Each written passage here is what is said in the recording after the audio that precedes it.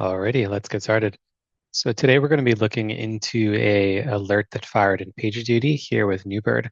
And I'm going to talk a little bit about context switching and what all is involved if you didn't use a tool like NeuBird to solve this issue. And then I'm going to kind of go through what exactly it'll take to use NeuBird to solve the issue. So real quick, if we hop into our CLI, we noticed recently that a alert was firing related to Prometheus being a very high memory usage container in our cluster. Just so we can go ahead and show the issue, we'll have to go over here to run a kubectl command. So we'll do kubectl get pods in the dash monitoring namespace. And so you can see here we have the Prometheus pod here running, and this one is actually the one that's causing the alert to fire here. And so the first thing that you might do when you see this alert coming into your system is typically you'll have a dashboard. So you have to go into your Grafana dashboard and go ahead and find where exactly we want to look. So here we can see a bunch of different namespaces, but if we go straight to the monitoring one, you can actually see the memory utilization and how it's actually causing some issues in this particular cluster. So let me go ahead and find that. So let's see.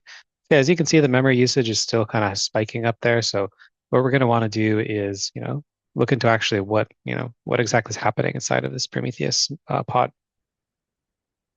So I have a little macro for checking the pods in the monitoring namespace. So what I'm going to do is just tail these logs and see what exactly is going on here. Okay, seems like there's a lot of obsolete blocks, quite a bit of other errors kind of going on. I'm really not too familiar with Prometheus, but what we're going to do is go ahead and keep looking through the code.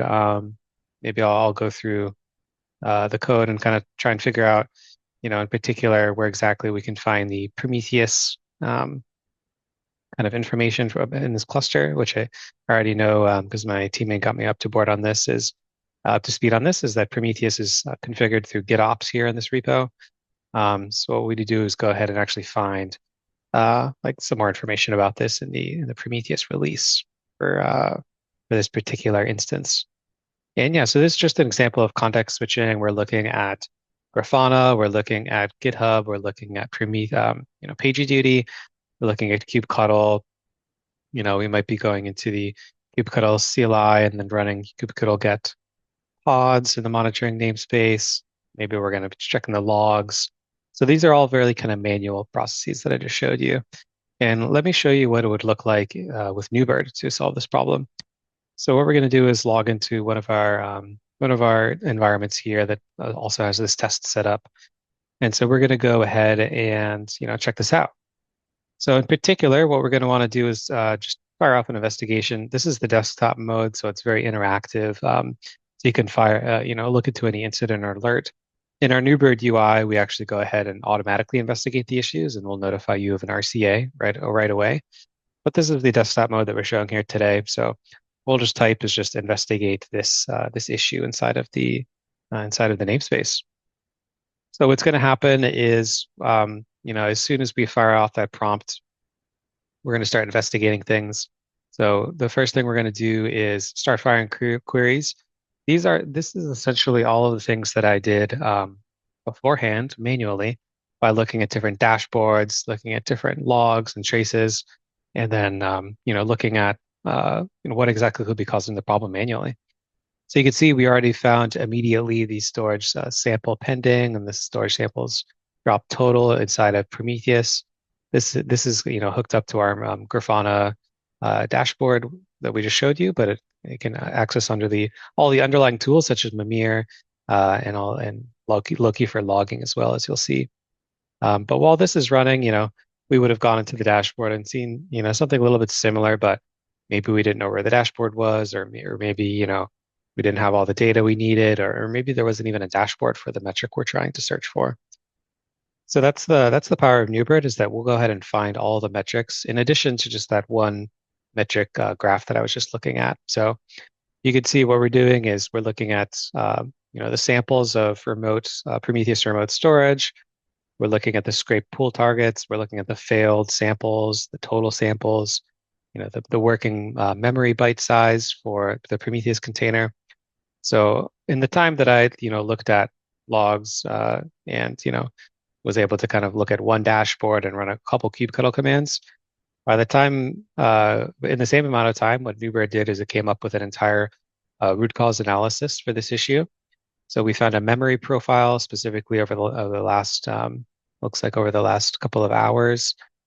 We came into a full root cause analysis. So there's no memory limit configured. We did this by doing a kubectl describe pod, essentially.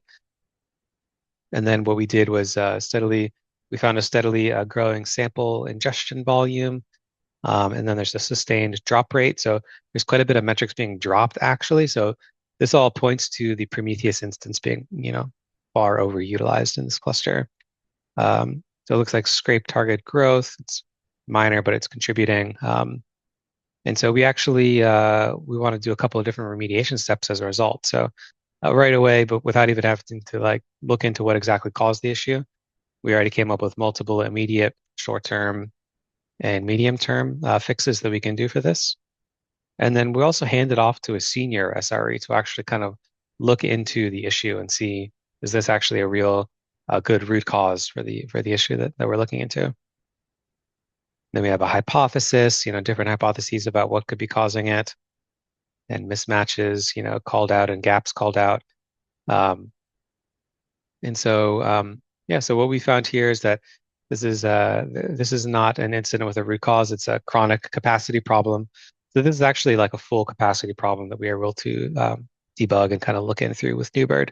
So as you can see, after kind of running just one prompt, I was able to do this task would have probably taken an engineer a couple hours to really come up with all this data, look into the root cause, look into kubectl, look into Grafana, look into PagerDuty and Prometheus, and really come up with accurate root cause analysis, and then also hand it off to a teammate, essentially to review it, which is what we did here with NeuBird by handing it off to a more powerful frontier LLM to review the full root cause analysis, as you can see.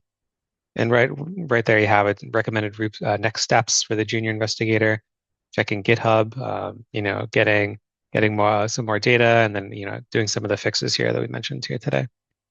So yeah, that's a quick demo of NeuBird and how you can quickly context switch with our agents on the fly without having to do all that manual work.